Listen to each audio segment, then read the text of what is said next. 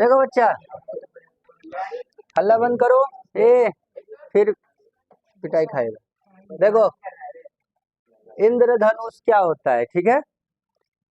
जब बारिश होता है तो उस समय में सब तो इंद्रधनुष देखा होगा, रेनबो, है ना। वो सूरज के विपरीत दिशा में होता है।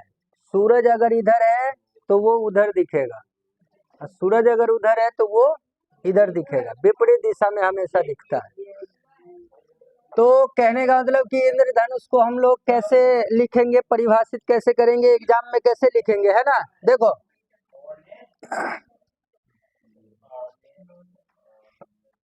कोई भी कलर, कौन सा कलर ले, चलो देखो, वायुमंडल में उपस्थित वर्षा की, है ना, वर्षा की बूंदों द्वारा प्रकाश के अपवर्तन, है ना, किसके द्वारा हो रहा है यहाँ पे अपवर्तन, वर्षा की बूंदों के द्वारा। अपवर्तन क्या है मालूम है ना, जब प्रकाश एक माध्यम से दूसरे माध्यम में जाती है तो दिशा परिवर्तन उसका होता है। इस वजह से भी क्या होता है, इंद्रधनुष का निर्माण होता है। और साथ में यहाँ लिखा है पूर्ण आंतरिक परावर्तन के कारण, है ना, किसका निर्माण होगा, इंद्रधनुष का निर्माण होगा, ठीक है, होता है। और इंद्रधनुष सदैव लिखा है, सदैव का मतलब हमेशा, है ना, सूर्य के विपरीत दिशा में वृत्त के चाप के रूप में दिखाई पड़ता है। ऐसे चित्र जो है ना नीचे बना लेना, बाकी हम यहाँ पे थोड़ा सा समझाते हैं कि वृत्त के चाप के जैसा कैसे दिखता है। देखो, ऐसे करके तुम लोगों को दिखता होगा ना, ऐसे करके दिखता है ना, ऐसे करके, ऐसे रेनबो दिखता है ना। सबसे ऊपर में जो होगा वो क्या होगा, लाल, और सबसे नीचे बैगनी होगा। और ये 7 रंगों का होता है। कितने रंगों का, 7 रंगों का होता है ना। अब आगे देखो, हवा में निलंबित जल की सूक्ष्म बूंदों पर, यहाँ पे क्या लिखा है, जब बारिश होता है तो सभी वर्षा की जो बूंदे हैं ना वो जमीन पे ही आ जाता है क्या, नहीं आता है। कुछ बूंदे जो है ऊपर ही लटक जाता है, ठीक है।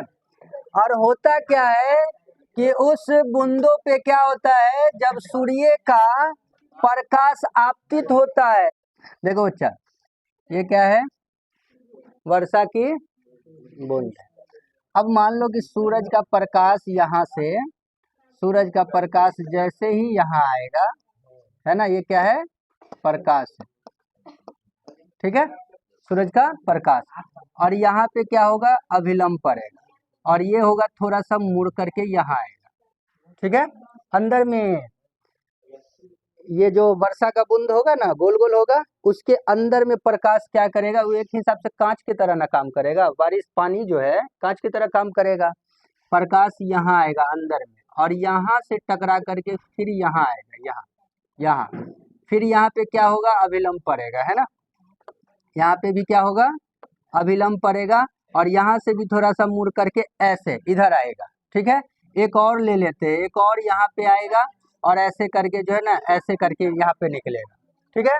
और ये वाला यहाँ पे तुमको क्या दिखाई देगा, यही वाला जो है ना 7 रंग का तुमको दिखाई देगा, जिसमें क्या होगा, ये क्या होगा, लाल, और ये जो नीचे वाला होगा वो हो जाएगा बैगनी कलर का। तो यही वाला हमें दिखाई देता है, ठीक है। बूंद कहाँ पे है, यहाँ, है ना। और इसी से जो है ना रिफ्लेक्ट होकर के वो अपवर्तित होकर के यहाँ पे प्रकाश क्या होगा, 7 रंगों में क्या होगा, बट जाएगा, और हमें क्या होगा, यही चीज दिखाई देगा। रियल में तो ये ऐसा घटना होता है, लेकिन हमें दिखाई ये वाला जो देख रहे हो ना, ये और ये, इसके अंदर में 7 गो रंग है, ठीक है। मतलब 2 ये हो गया, बीच में कितना होगा, 5। तो ये हमें नहीं दिखाई देता है, हमें कैसा दिखाई देता है, ऐसा वाला दिखाई देता है, ऐसा ऐसा दिखाई देता है ना, समझ में आया। तो देखो, तो क्या होगा कि जब हवा में निलंबित, ये है ना हवा में लटका हुआ क्या है, सूक्ष्म बूंदे है बारिश के, जब इस पे सूर्य का प्रकाश पड़ता है यानी कि आपतित होता है, तो ये बूंदे उसे अपवर्तित कर देती है। देखो, यहाँ से इधर गया, यहाँ से अपवर्तित होकर के इधर आया ना, है ना। अब अपवर्तित प्रकाश की किरण विक्षेपण के कारण, वर्ण विक्षेपण पढ़ा होगा, विक्षेपण पढ़े हो ना। श्वेत प्रकाश जब विभिन्न रंगों में विभक्त हो जाता है, 7 रंगों में विभक्त हो जाता है, अपने विभिन्न रंगों में विभक्त होने की घटना को ही क्या बोलते हैं हम लोग, वर्ण विक्षेपण। तो विक्षेपण ही इसमें तो काम करता है और अपने अवयवी 7 रंगों में बट जाती है। इस तरह वर्षा की बूंद एक प्रिज्म की तरह क्या करती है, कार्य करती है और हमें ये जो है इंद्रधनुष दिखाई देने लगता है। इंद्रधनुष जो है ना 2 प्रकार के होते हैं, एक होता है प्राथमिक इंद्रधनुष और एक होता है द्वितीयक। प्राथमिक में क्या होगा कि ये ना कुछ ज्यादा देर तक टिकता है और थोड़ा खूबसूरत भी दिखेगा। जो इंद्रधनुष तुमको आसमान में थोड़ा ज्यादा अच्छा दिखता होगा वो कौन सा होगा, प्राथमिक इंद्रधनुष। आज जो जल्दी गायब हो जाता है, बारिश हुआ कुछ देर के लिए दिखा और तुरंत गायब हो गया, है ना, उसको गांव घर पनसुखा बोलता है, क्या बोलता है पता नहीं, तो वो जल्दी गायब हो जाएगी। बात समझ में आया। तो ये था हमारा क्या चीज, इंद्रधनुष। ठीक है, अब दूसरा सवाल देखो, यहाँ पे लिखा है कि ग्रह नहीं टिमटिमाते हैं, क्यों ग्रह जो है नहीं टिमटिमाता है, इसका रीजन क्या है। देखो, तारों की अपेक्षा ग्रह जो है ना पृथ्वी के काफी नजदीक है। कोई भी ग्रह जो है वो सभी क्या है, पृथ्वी के काफी नजदीक है, इसलिए तारों की अपेक्षा ग्रह बड़ा मालूम पड़ता है। जब ये तुमको बड़ा दिखाई देगा तो वो तुमको टिमटिमाते हुए थोड़ी नजर आएगा। टिमटिमाता कौन है, जो पृथ्वी से बहुत दूर है ना, वो तुमको छोटा सा दिखेगा और छोटा दिखेगा तो टिमटिमाता हुआ दिखेगा, है ना, क्योंकि उसका वहां से जो प्रकाश निकलता है तो उसको लंबी दूरी तय करना पड़ता है ना तारों का। अब यहाँ देखो, यदि ग्रह को बिंदु साइज के अनेक प्रकाश स्रोत का संग्रह मान लिया जाए, अगर सभी ग्रह को, जितने भी ग्रह है ना, ग्रह को एक बिंदु साइज मतलब कि ये मान लिया जाए, ये मान लिया जाए, ये देखो ये सब मान लिया जाए, एक संग्रह मान लिया जाए, तो सभी बिंदु साइज के प्रकाश स्रोत से हमारी आंखों में प्रवेश करने वाले प्रकाश की मात्रा में कुल परिवर्तन का जो मान होगा, औसत मान, वो लगभग क्या होगा, 0।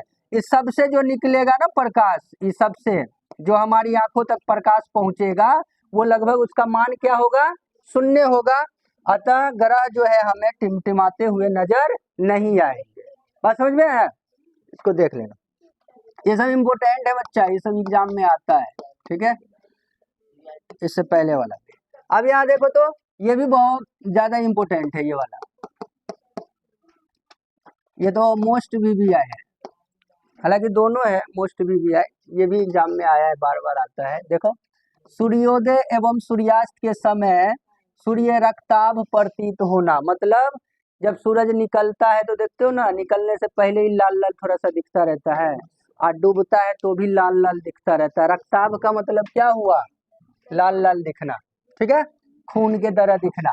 तो देखो देखो बच्चा, सूर्योदय एवं सूर्यास्त के समय सूर्य क्षितिज के समीप होता है। क्षितिज का मतलब, इसका क्या मतलब, देखो ये है पृथ्वी, ठीक है, ये क्या है, पृथ्वी।